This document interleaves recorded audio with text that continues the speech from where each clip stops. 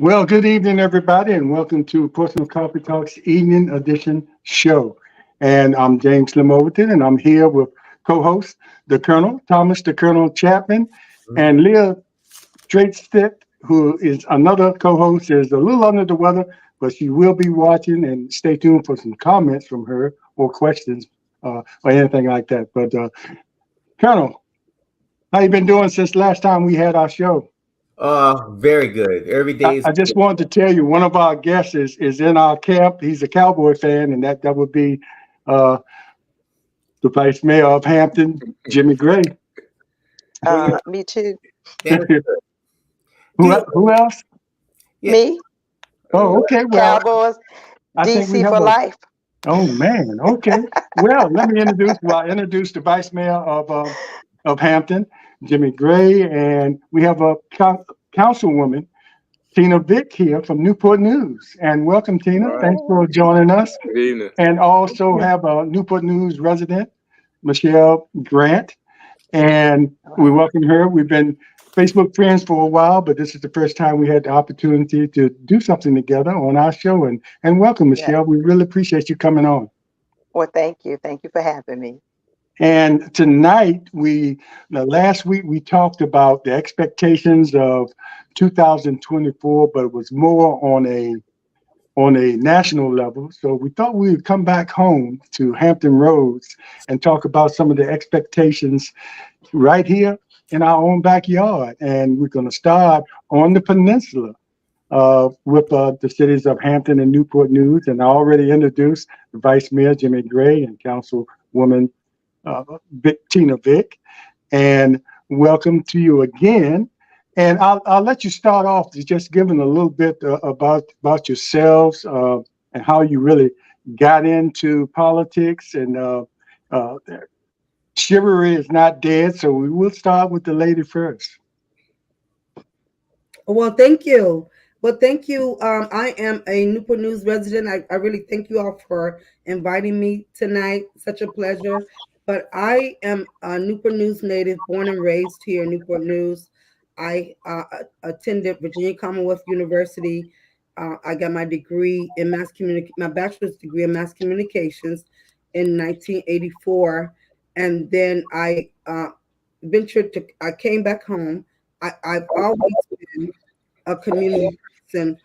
My community life started as a teenager, as I was working in the community. I grew up in a public housing area in Newport News, really circle. And so during the time that I was growing up, there were adult mentors that really wanted us to know about the community. So one of my mentors, who I thank God he is still here, Mr. Robert Ayers Jr., started the Youth Advisory Board, and he recruited all of us young people from public housing to be able to teach us about governance. We learned about Robert's Rules of Order. He taught us how to plan activities in the community to be able to help other people's lives better. He also was very instrumental, inclusive of Ben Simmons, uh, Sandra Harris, as well as Brenda Henderson. They taught us about being able to give back, and they also, one of the biggest things that I love, that now that when I see Bob, I always tell him that he helped create me, because when the city was having, this was way back in 1970s, when the city was having issues about cutting funding for the parks and recreation, he taught us how to go to the city council meetings to speak on the Mhm. importance of having those funds in the budget. And so from there, I went on to college. I was always, even as I studied communications, I was always somebody who really just always loved people and loved being able to obtain information to give to people to empower their lives. So for me, the politics started not just as my first race in 2008. The politics for me started as a young girl being a part of the club, the SCA, class president, class secretary. So my public life started as a child, and so it led up to in 2008 being able to win my first campaign to be able to represent the city of Newport News and the South District because we run in districts. As the city councilwoman, and I have been so thankful for the people who have believed in me, and they could have done anything on their day off in election, but they found some way that it was so important for them to go out and vote for me to be able to represent the area. Yeah, well, thank you. And before we go on, we had another guest come on, and Nakia Miller, and she's a resident of Hampton. And well, welcome, young lady. Thank you for coming on. We want to have two elected officials and two citizens, and I think it's working out. How you doing, Nakia? Hi, All right. How are you, Councilman?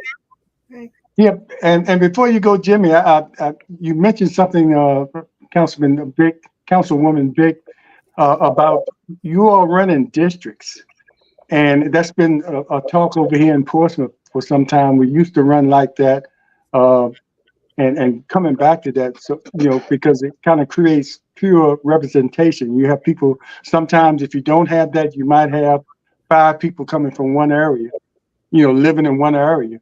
But the districts, I guess that seems to work out pretty well for you. But I think the biggest thing about that, as you go about, and all politics goes back to the history of how we were created as a nation. But when you go back to the politics of the nation, as Black people, we were not a part of it. So the thing that I love about the districts, because the thing about campaigning, 2 things you have to have. Well, I'm saying 2, but probably more than that. But you have to have people who come out to vote. But the way they come out to vote also is you have to make yourself known and advertise. So you have to raise money. So traditionally, when you talk about economics and race, a lot of Black people, we have not had the money to be able to fund campaigns. So that's why I really love the district part, because it takes less money to be able to campaign when you run district, because when you run citywide, it takes more money. So it's not just about looking at the campaigning as how people think it's perceived, that everybody runs at large.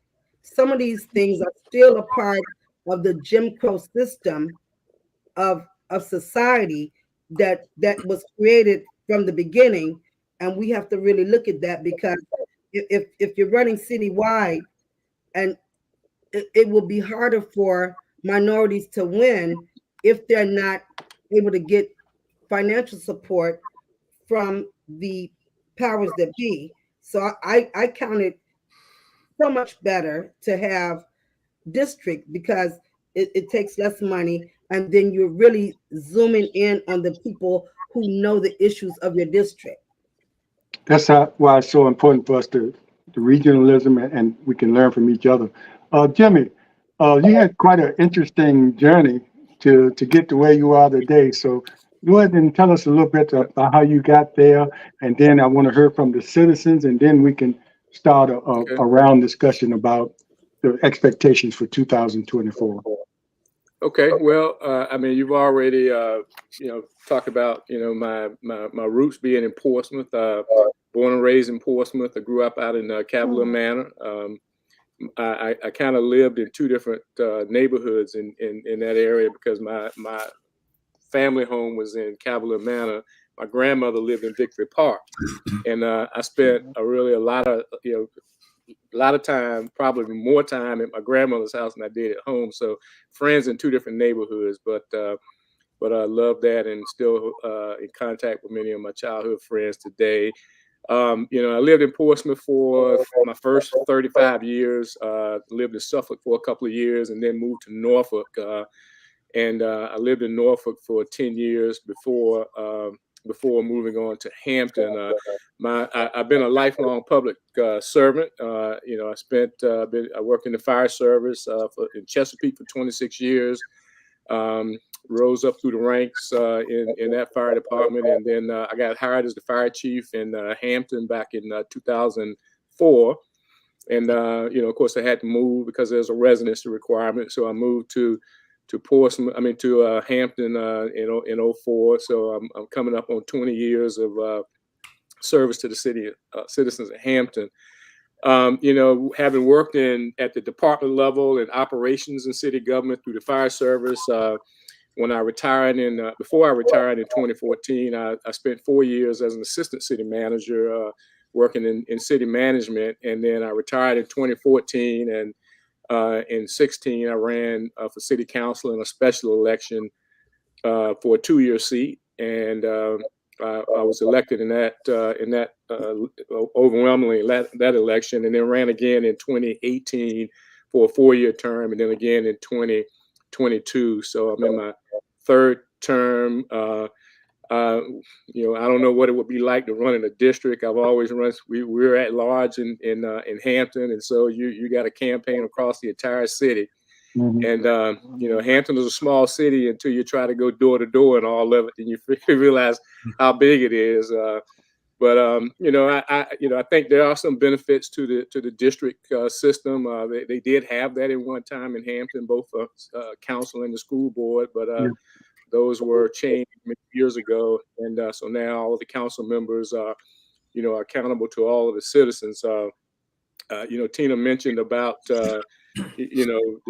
having to raise money for a citywide election. You have to do much more.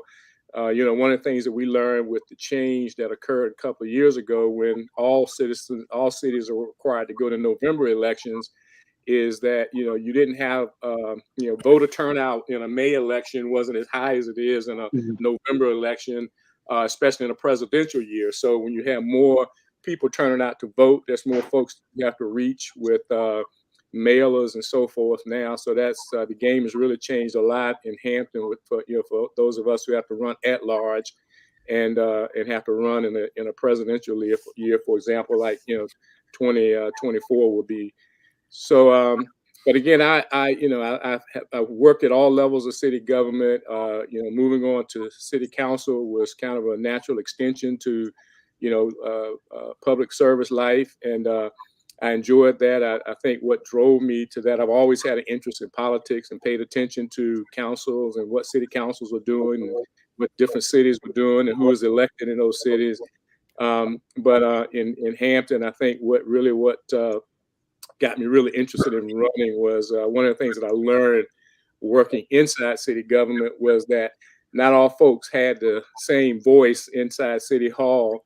And so what I wanted to be as a council member was one, a person that people could see out in the community. You could touch me, you could have my cell phone number, you could call and reach out to me anytime, because that's something I never really had growing up. Never really knew council members.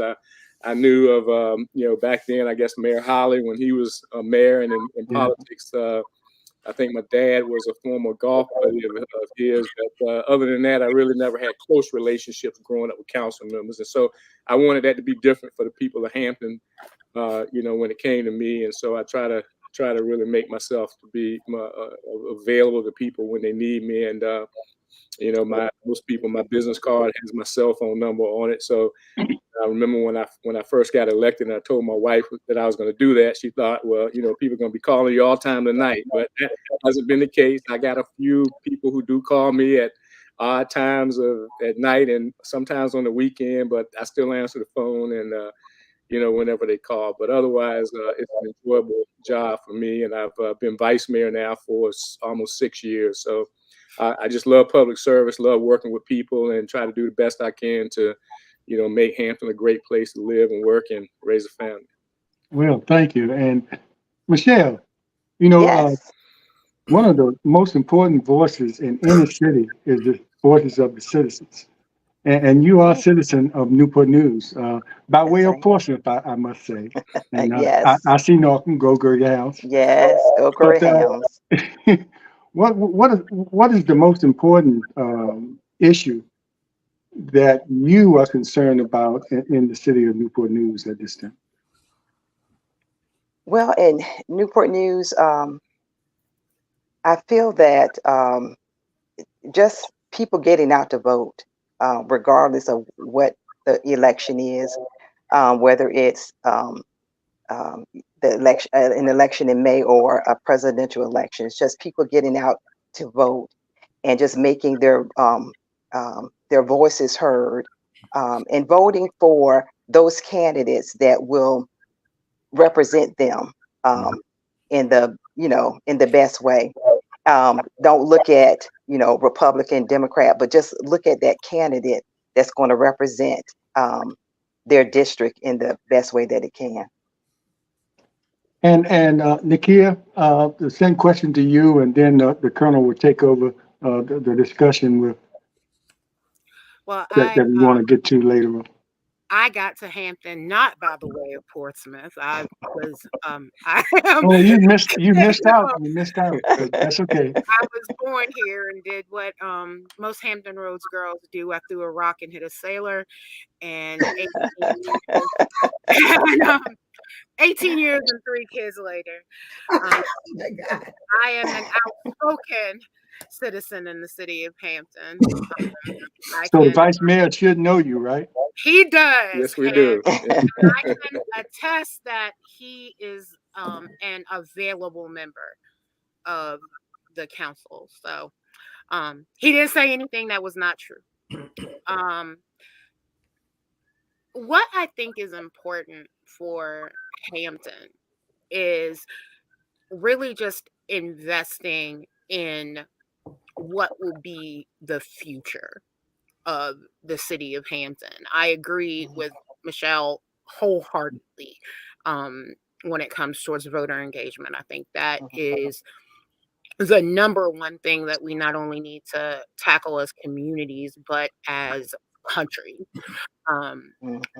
My views of things that I think that Hampton could do better is that we really do need to find ways to have more affordable housing.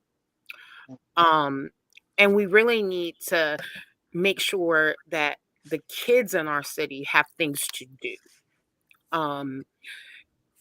We've had several issues when it's come towards school violence, and some of that is just natural attrition, but a lot of that is because the kids are bored and they need more activities that they can do after school hours when they're not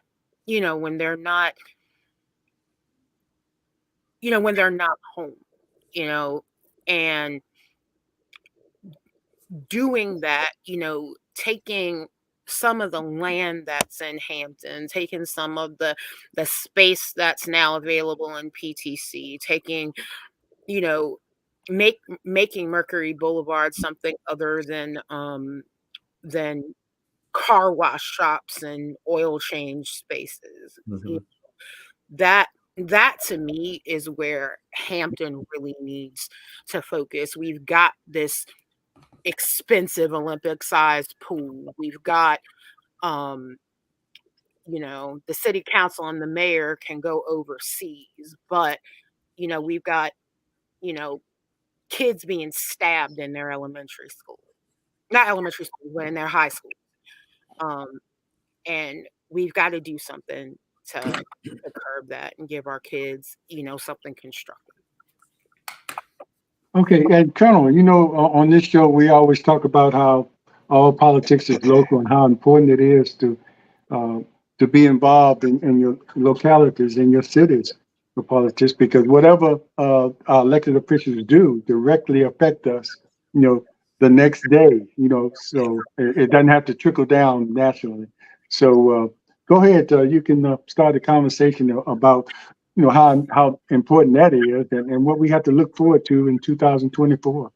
Okay. First, I like to say, when I was listening to our 2 elected officers, there's a tie between the 2 of you when I listened to your resumes and how you started from A to B and you got to where you're at now at Z.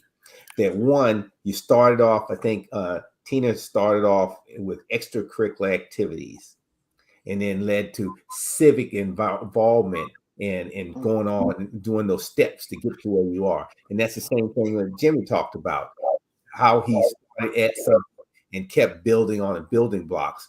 A lot of our young people want to start off as at the top. They want to go in and say, I'm it. But I'm interested in, because both of you talked about the amount of money that needs to be raised to run for office. And I see that the last couple of, historically, say in Portsmouth, we'll have, for city council, we've got over a dozen people running for, say, 2 spots. And 5 of them probably don't have $500 in the checking account, but they still got their name on the ballot because they got enough signatures from that one block from the neighborhood, and they're running, which pulls those votes away from a viable candidate, and we end up with people that shouldn't be on the city. So could you address like how much would you estimate would it be run, say, for a district and citywide in Hampton? You want to start, Jimmy? Sure, I'll start. And I will say that that there are people in the city who can raise a lot of money because they have connections and people who can write big checks to them, and they may raise $100,000 for a council election. But I think for most of us who don't have those kind of deep pockets available to us, I think I have raised, I think maybe my first election, $25,000, maybe somewhere closer to that. Now that was a May election, and so last year I ran in 2022. I ran for the first time in a November election. And I didn't spend as much money on that because, after being in office for, 3 terms or 2 terms and going to the 3rd term, there is a certain amount of name recognition that you can rely on. You do a lot of groundwork, a lot of door-to-door work, a lot of, staying out of the community, shaking hands and connecting with voters. And so you can still win an election without really raising a lot of money. But again, the way people vote for those that they recognize, names that they recognize. And those of you who have run before, sometimes people, when they show up on election day, they don't know who they're going to vote for, and they rely on who's working the polls those days. So you have all your precincts covered with people with your literature and your T-shirts and so forth, who can kind of get your name out front. So, I don't know, as you mentioned, some people may only raise $500, but they're still on the ballot. But again, I think that's the way the system works, and that you only got to have signatures of 125 people to get on the ballot. And then if you do a lot of groundwork, it's quite possible you can be successful in an election without raising a lot of money in a local election. Yeah, but for me, I think that money does matter in life, not just in elections, but in life, period. But the thing is, particularly as we've changed, as Vice Mayor said, the elections have changed to November. So, there is a longer time to campaign. When the elections were in May, we got our signatures around June. You had to have them at least by March. And then we campaigned for about 2 months and the election was over. So people in May, they're particularly not coming so much about party, but they're coming for, which I love. I'm still disappointed that we've changed those, but people are coming for the people who have done the work, the people that they have known to be able to make changes in their community. For me, as I campaigned, my first campaign and what I had worked on previously was about safe, decent, and affordable housing, to be able to work and have a great relationship with our schools system, and to be able to come up with innovative ways to decrease the crime. So for me, I think the biggest thing about campaigning, it's no doubt about it, you have to raise the money. And I hear what you're saying, Colonel, but the thing is, because this is a democracy, you can't not allow those people who may just raise $500 to not be able to put their name in the race. But I go back, but I have to say this, Colonel, it would be conducive to the community that if some of those people who did that, if they already know that there's some people who have a lot of name recognition, whose work speaks for them, I think it's wise for them to just join in with that person instead of just trying to pull away from the votes. That is in an idealistic world, but unfortunately, as you say, what goes in Portsmouth, I've seen it here in Newport News. That's not always the case. Well, I'd actually like to. let me clarify one thing before you go. Is that not I made the comment on the $500. Yes, everybody has the right to run, and they should run if you have a voice, and and that's the way of power. I made the comment saying there are some folks that might be ill funded, or actually, I always call it not having the bandwidth to as elected officials. And I am always said that on this show and everything. And so I just want to make that clear that anybody can run and should run if you have that drive. But well, yeah, and that's the point I was making. Out there. Yeah, and that's the point I was making, Yes. because everybody has the right to run, whether it's $500 or 10,000. But the thing is, I hear what you're saying. It would be ideal if sometimes they would look at, and we could have the conversations to be able to say, well, I think I have more support than you. Can we just, if we agree on the same ideals, let's just work together. So let's work together so that the community wins. Because if we are, if two or three people are on the same bandwidth as affordable housing, I'm just throwing this out there, affordable housing, bringing businesses to the area, increase in development in the city, decrease in crime. Let's work together and join forces so that we can be victorious and be able to really bring more assets to our citizens. Yes. I'd also like to add this. I had the pleasure of running for school board in the last cycle that Vice Mayor Gray ran to retain his seat. And what I learned was that money and access to capital creates the fills in the gaps that name recognition and previous service doesn't push out. The same thing when you said as bandwidth. You can be underfunded, but if you have the ability to connect with the citizenry and get them to come out for you, then that is something that it's elected office is not out of reach. Right. But money talks. Yeah. You look at many of the city councils, Hampton, I can speak for certain. There are individuals that you can see where they had a large influx of capital and they were able to do what they were able to do because they had a large influx of capital.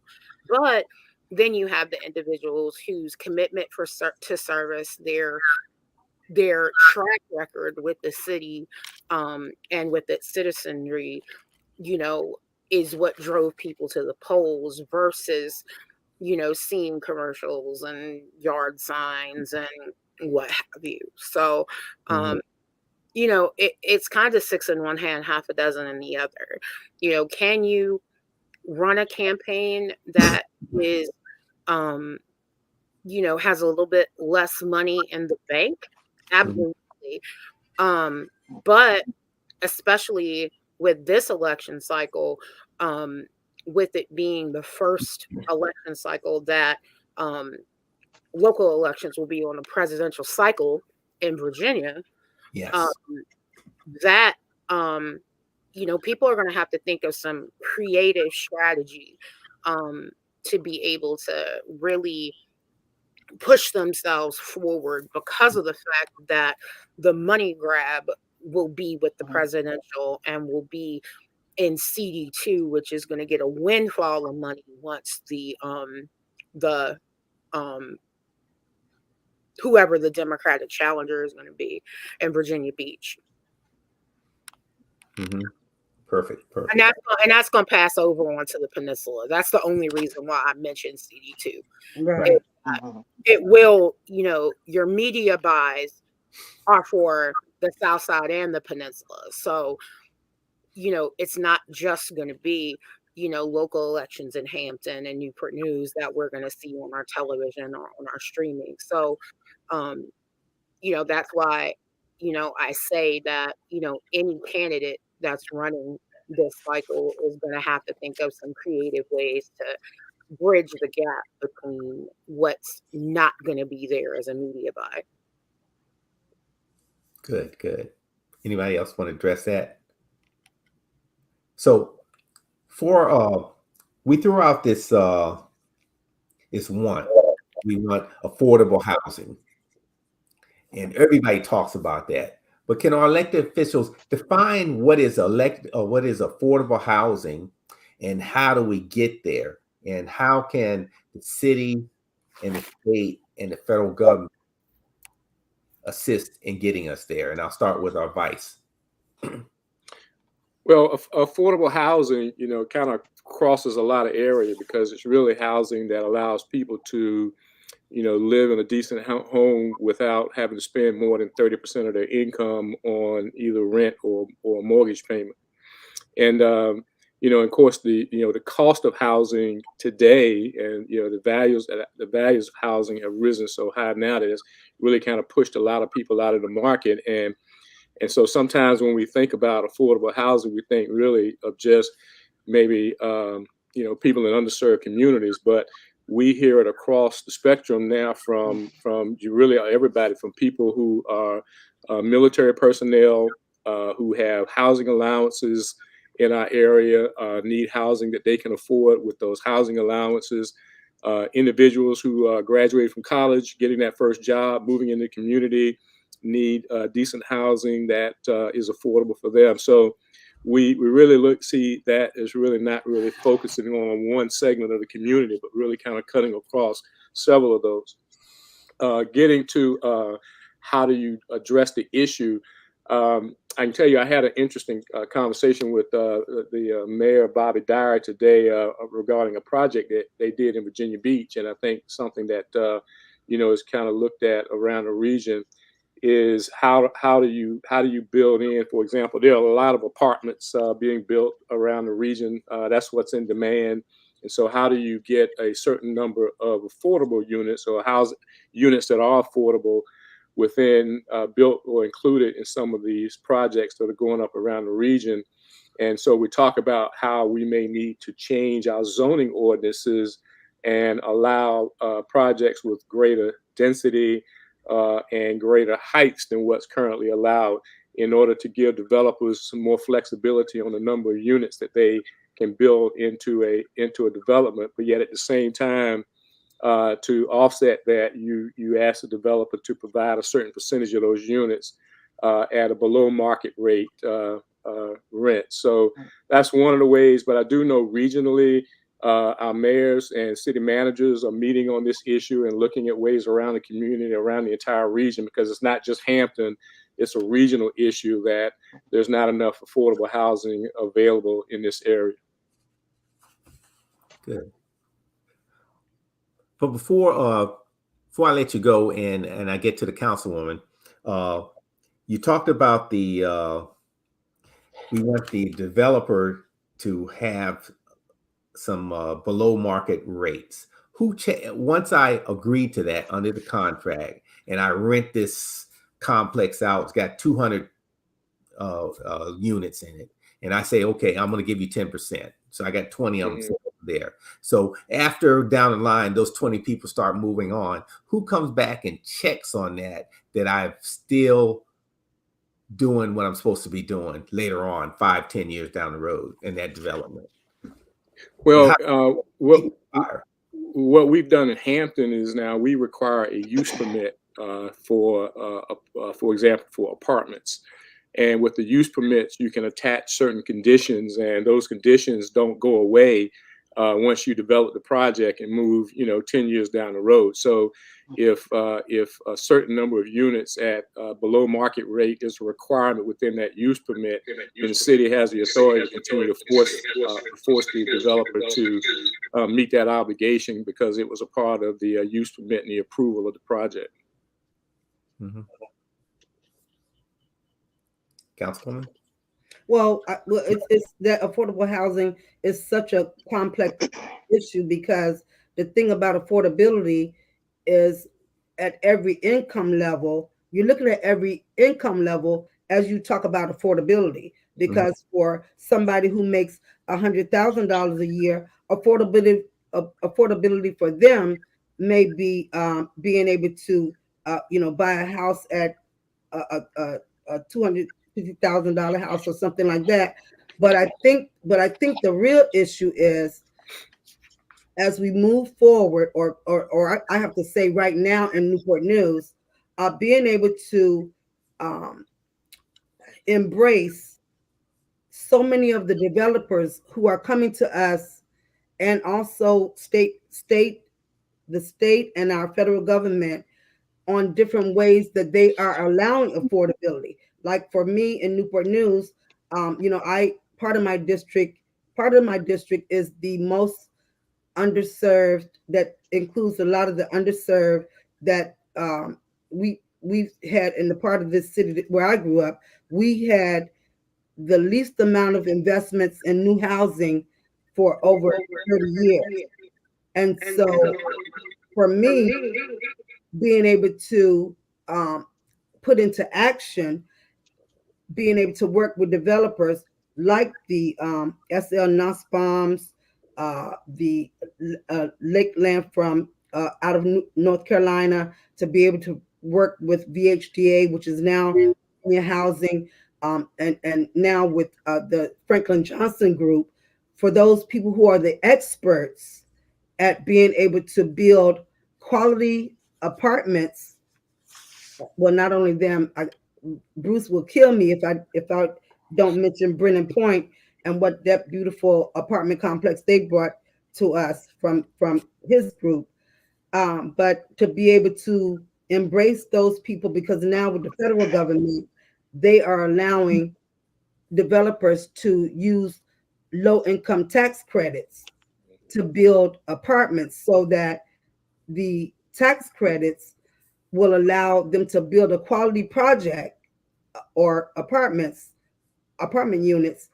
And because they're able to use the tax credits, they can bring the rents down from what would have normally been like $1,200 or $1,000 a month, to be able to make it workable for those people who are, what so many people will say, the people who are working, but they cannot afford to pay the market rate apartments to our areas. So we have that piece in itself, but then we have the people who are looking at home ownership.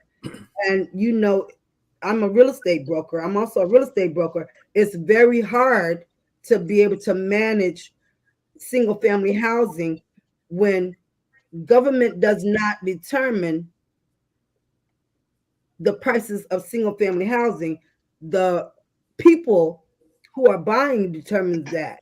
So it's a complex issue that we're going to have to look at throughout the time that we're trying to figure out these things. Because I think, and what's made our city successful is to be able to bring that combination of the developers who are bringing market rate housing, You know, there are people who live here that can afford $1,800 and $2,500 a month for rent. But we can't let our city sink at the people who can only afford what the uh, low income tax rate apartments can do, and that is to have a quality housing and bring the rents down, but also being able to combine that with what we're doing in Ridley, the place that me and my family spent so many years growing up, that we won a $30 million grant from the Department of Housing and Urban Development to be able to repurpose Ridley. And it's a transformation grant. And we're going to still be able to put people in new housing, but we're going to have it in 3 phases that will have some 30% of it is going to be the people with very low incomes, but we're going to have it because it is a transformation grant. And so we will also include some townhouses that will be able to allow people who may have, you know, grew up in poverty, but now they have a job. They may not be able to be at that place where they can pay $1,000, $1,200 a month, but they will be able to rent these townhomes at $500 to $700 a month. And then we're also going to transition for those people who have, you know, superseded and realize, you know, poverty is not for me. I'm going to I've improved my life, so I'm looking into homeownership. So we have 24 houses that's going to be, and our Department of Human Services is working with those families on their credit and being able to get promotions on jobs and understanding how life works to be able to advance. So for me, and they're going to be able to own those houses. So for me, it's such a complex issue that it's not just about looking at rentals, but it's a combination of looking at apartments for low income tax credits, market rate, and looking at the reality of our real estate market that government does not control when you're looking at single family homes where people are purchasing, because government cannot control that. It's what the people are wanting. So it's a very complex issue. Yes, a lot of times we make it simplistic, but I'd like to get on a different subject here. And I think Nakia talked about it, or either Michelle, one of y'all mentioned crime. And I remember when at the beginning of this Confederate governor, when he was elected, he sent his attorney general down here to the city of Portsmouth and gathered all the elected leaders around, church members. And the attorney general says, I'm going to help y'all out. I'm going to send the state police down here and help with the patrols. He left and you ain't seen nothing yet. So as a citizen, what do you see is, and when you talk about crime, what is your idea of how to solve that? And you're talking to our elected leaders, how do you want them to attack it from your standpoint? All right, I'll start. From my standpoint, I feel like there needs to be more community engagement. There needs to be more of police in the community, not just, you know, looking for crimes, but connecting with the citizens, so that the citizens feel that, okay, I trust, you know, the officer, so I can, you know, say, you know, the person down the street, they're, you know, they're dealing drugs, or that's a drug house. I think that if you have that connection, and it needs to be connection with everybody, the citizens, law enforcement, with the, you know, the city council, local nonprofits, everybody working together to just really address the issue of the crimes that are happening in the communities. Perfect. Okay. That question is really multifaceted. Yes, that's why I said it. Yeah, it's very multifaceted. Number one, like I said, we've got to have stuff for our kids to do. You know, And then when something happens, rather than removing that as an option, revamp it so that it's safer and our kids still have stuff to do. Mhm. Because what what I see happening is that um something will happen, and then that thing will be removed as an option, and then people don't understand it when something happens. I also agree with Michelle. Community policing is very I think that that's something that benefits all communities, not just mine. Because if you have a relationship with the officers that are on the beat in your area, then and they respect you as a part of the citizenry of that area, then there'll be more of a incentive to citizens to communicate what's going on, because we want to keep our neighborhood safe too. Um, a lot of what I see happening, um, in where I live, is the communities are becoming gentrified. So city money is now pouring into areas where it wouldn't have before. And then this, rush to over police can sometimes happen, when you have, people that are so used to that circumstance. I think that it is something where we really need to partner together, you know, elected officials, citizens, um, and especially those people who don't vote, um, the individuals that um, you're not gonna reach, by posting something in the daily press, or um, by putting something on a city bulletin board. You've got to reach those people that you don't often hear from, so that you can hear the things that you don't hear.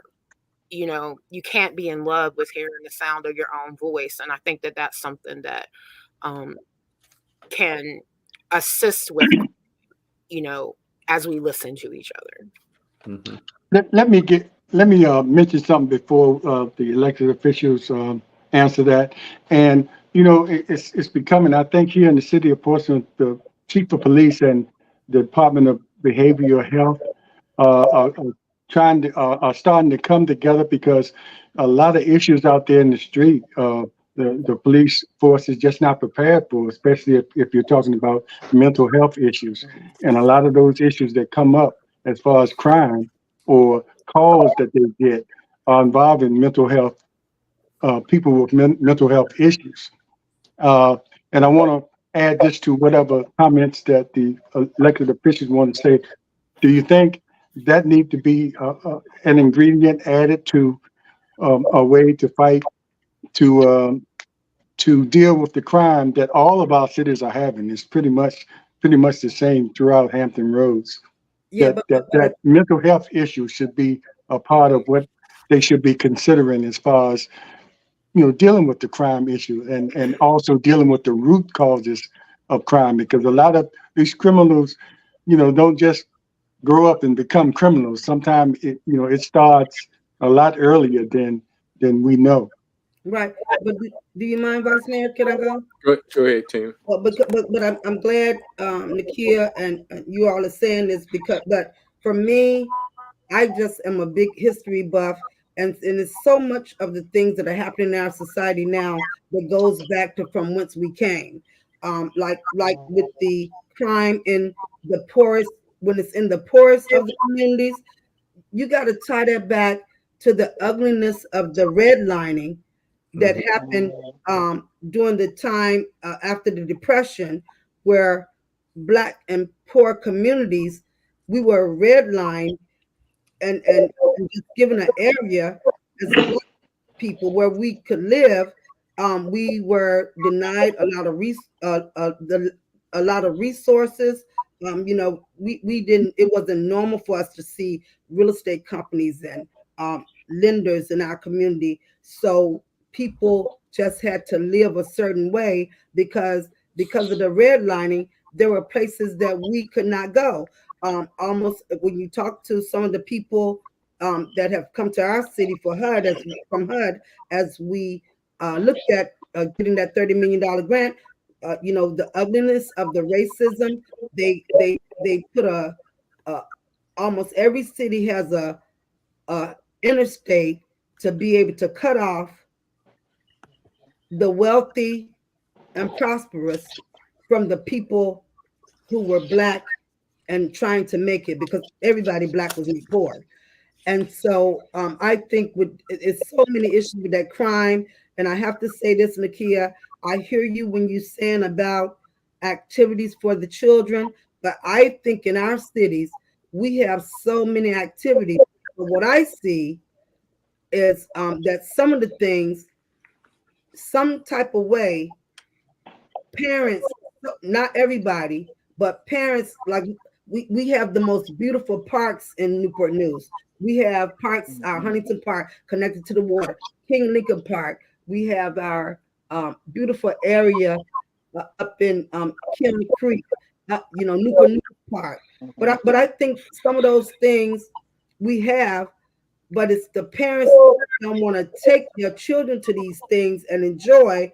It's so many people now that are parenting that they just want to drop their children off somewhere and think that somebody else should be keeping them. Mm-hmm. And so that is a problem that I think that we have. Also, what I have been a big advocate for is the implementation of summer jobs.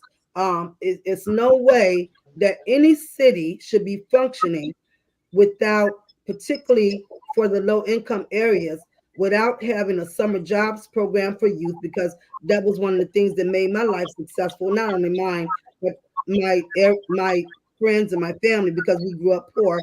When you connect people in poverty to be able to learn how to create a strong work ethic for themselves, that's going to lead to them being more productive.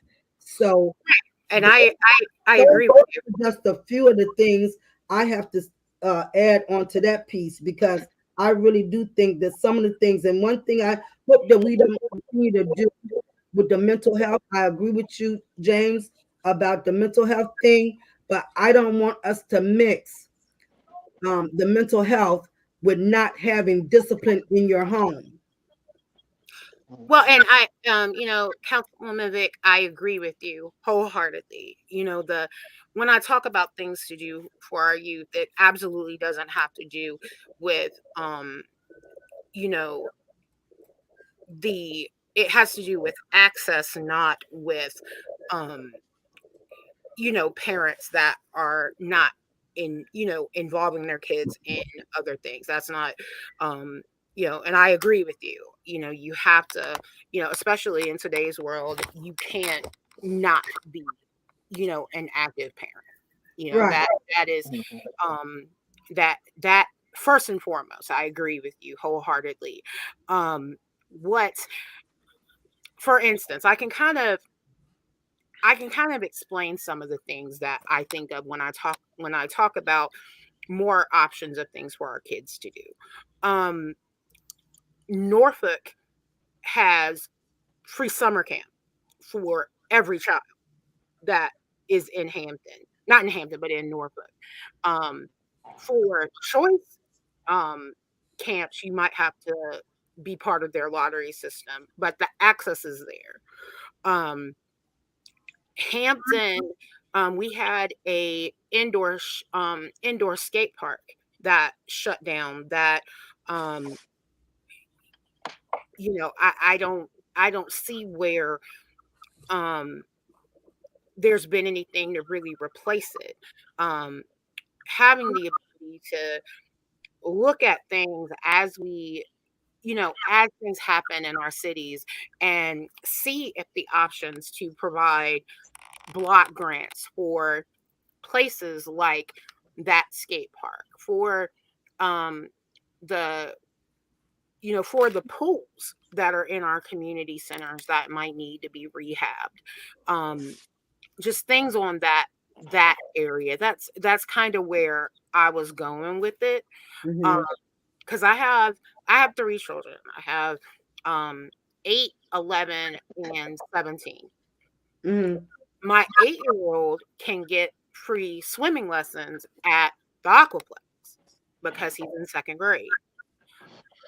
But my 2 older kids, they don't have that access because they're not in the age range for that, for that access for um, that program. Now, that being said, my husband and I will just pay for it because it's for our babies.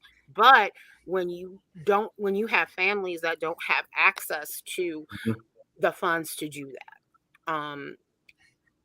that that's where I my thought process is when it comes towards access. And just to add, um I also think that the mental health component is a part of community policing, because when you have community policing, you have officers that know that the lady on the corner of Quash and Kempton has dementia. They know that,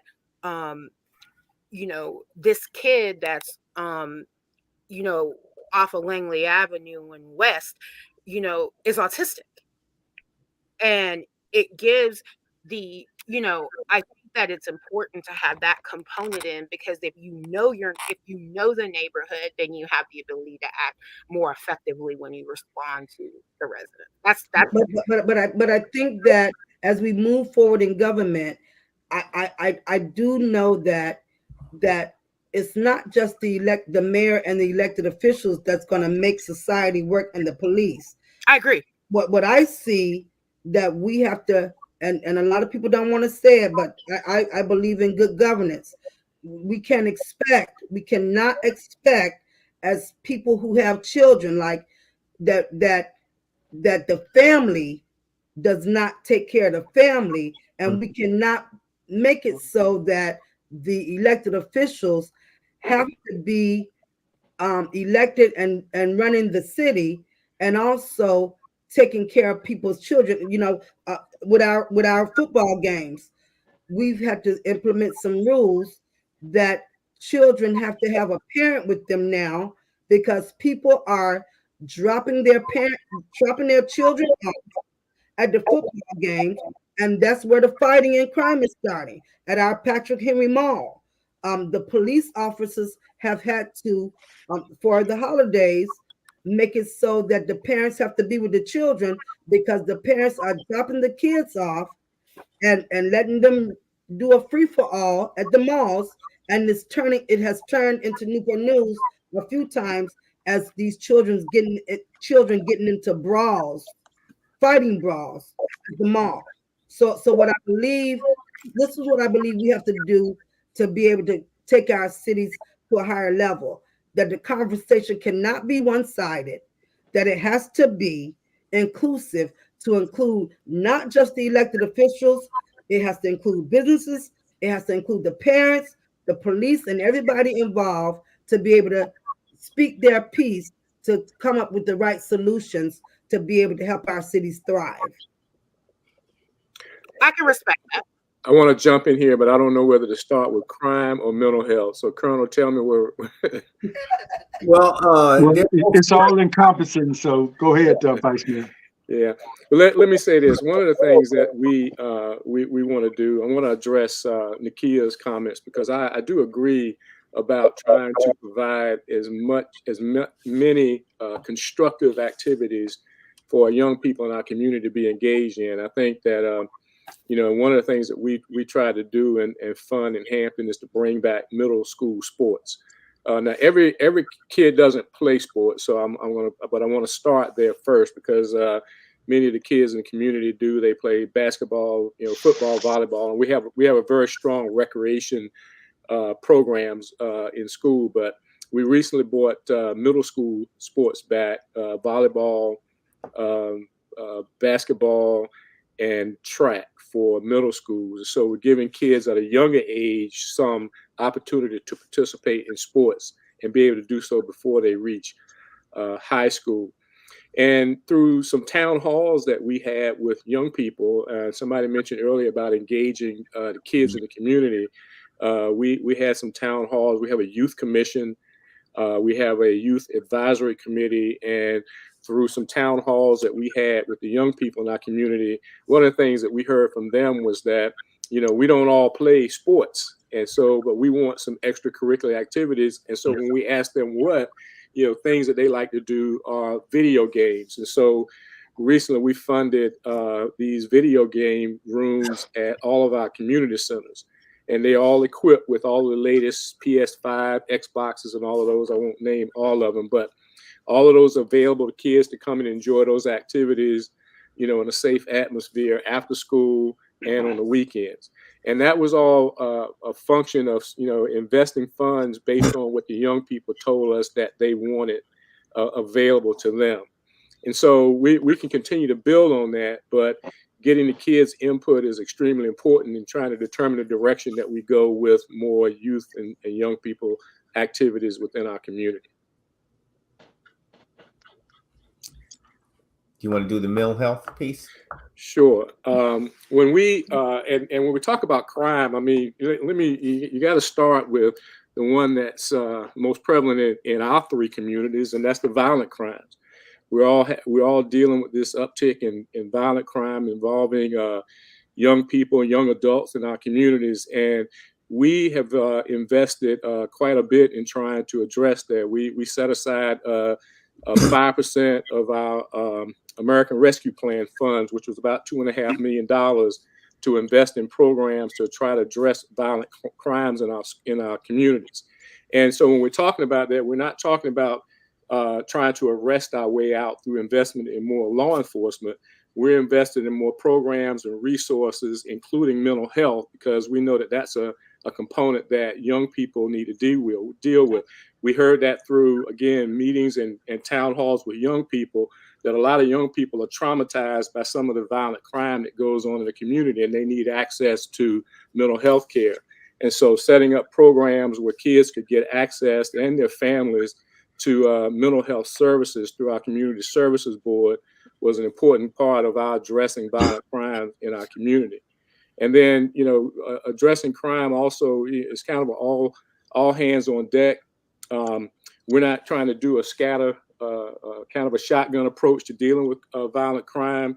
We know through police work and information that they receive that in many cases, people who commit violent crimes somehow know each other, and that a lot of the violent crimes that are committed in communities are committed by a small group of known people, and they are the ones that we want to focus our attention on, and not just those who may commit the crime, but those who may be a victim of violent crimes. And so we're kind of narrowly tailoring our work and our strategies regarding reducing violent crimes by addressing those who are most likely to be involved in it and their families.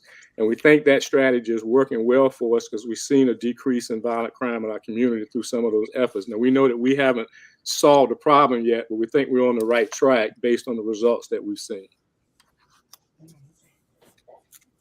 Good. So we're coming at the end of the show. So I'd like to give everybody at least 2 minutes to summarize and go from there. Summarize. And if you have a statement, yeah. We'll talk with let me start. And I want to talk because you have Councilwoman Vick and myself on here, and I think I want to share with the South Side that regional cooperation amongst cities is further along on the peninsula, I think, than it is in some other areas of the region. For example, Hampton and Newport News have collaborated in a number of ways. And we've done so. For example, we have a regional animal shelter that both cities share that's located in Newport News. We have a regional juvenile detention center. Of course, we were all partners in the regional jail, which if you've not heard, that's going to eventually be closing. But, for, close to 25 years, that partnership through regionalism allowed us to, share resources and contribute, to an area so that cities didn't have to invest in building, new jails in their own cities. We also share a common community services board on the peninsula between Hampton and Newport News. Through a grant, we have a joint pretrial services unit that deals with probation and pretrial issues for people who've been arrested. So we think regional collaboration is working very well on the peninsula, especially between our two cities. And our council members meet each other at various events and talk about what we're doing and what we need to work on.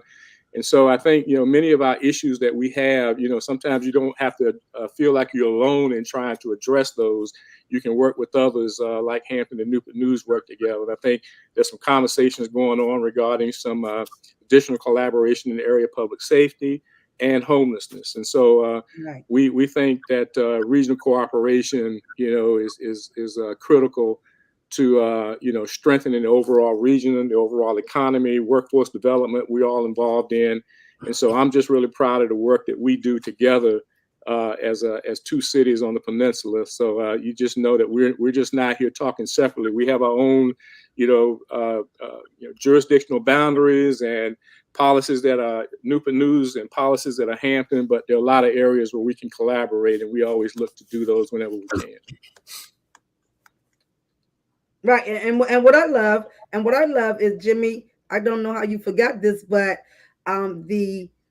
we've served on the Hampton. Well, it was the Greater Peninsula Workforce Council when you joined. I got in office in 2008. I joined in 2008, but now under the direction of Sean Avery, we have now collaborated with the South Side, and so we're no longer just the Greater Peninsula Workforce Board and the Opportunity Inc. on the South Side.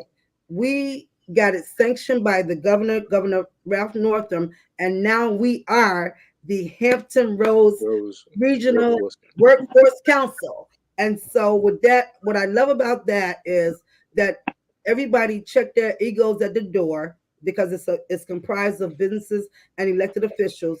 But with that, now we can look at our workforce on a regional level instead of having it, just piecemealed, piece by piece, and separating us by the water. So that has been a huge accomplishment, and we have been recognized nationally. We have been able to get so many grants to be able to afford people opportunities to, with our Gen Next program, to be able to recruit these young people to get them in the workforce, because of the life that I lived and so many people that I know getting to young people early on to try to deter crime is to get them into knowing about a strong work ethic and being able to make money the right way. And so I'm a big advocate for that. And so also being able to look at us as with our police and fire, our Chief Drew and the Hampton Police Chief, the Norfolk, Portsmouth, everybody's working together to try to figure out this crime. Our fire department is always working with our city of Hampton, because so many of our citizens are on the borders of our cities, so that they're not doing it back in the day of like, we're not going to move over there because it's Hampton, but their main focus is to be able to get to these citizens at a time when they're in such a vulnerable state. And it's not about the egos, it's about serving the citizens. So I'm really excited about the direction that we're going as a region. Citizens. All right. First of all, thank you for having me on this panel. And what comes to mind is that we're better together. And as long as we're everybody, putting their hand to the plow and just working together to solve whatever the issues are, we can go further, and we can do good things, and just be better. So that's my my 2 cents. The kid.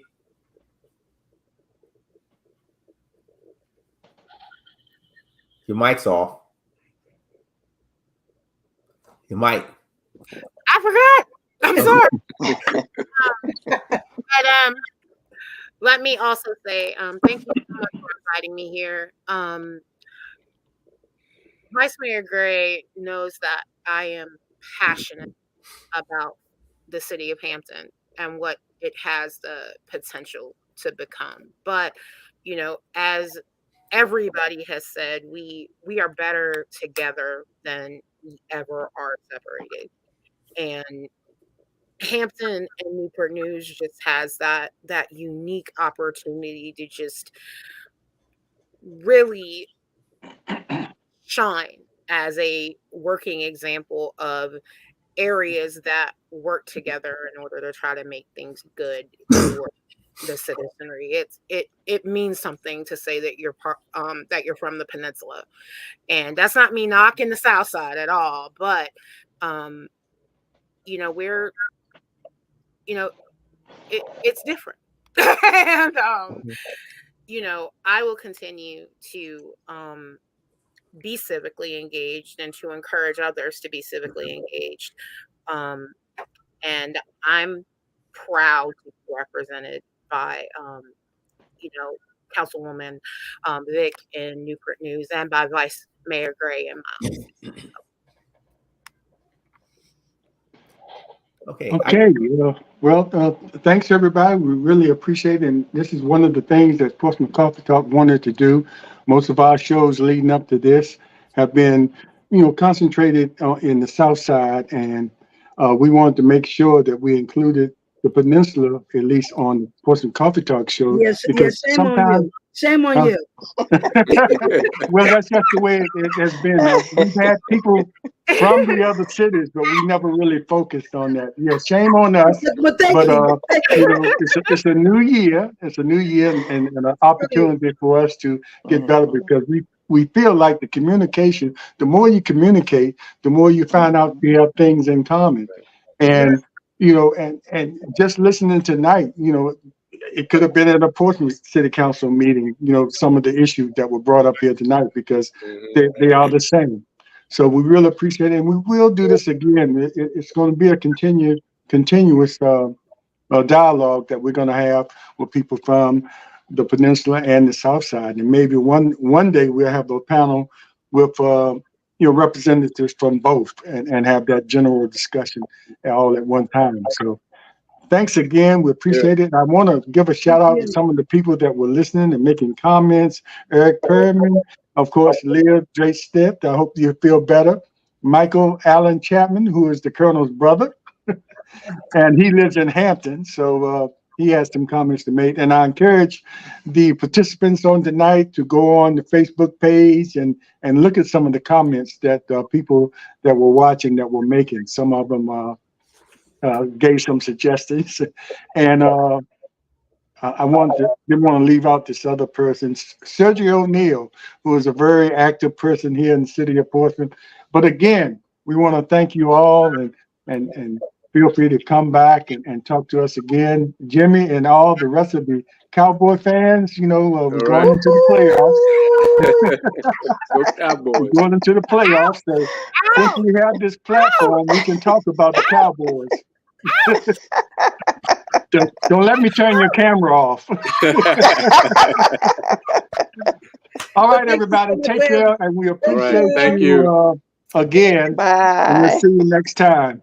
All right. Colonel, thanks a lot. James. Thanks, Colonel. Appreciate it. Thank you all so much. Such a pleasure. Thank you.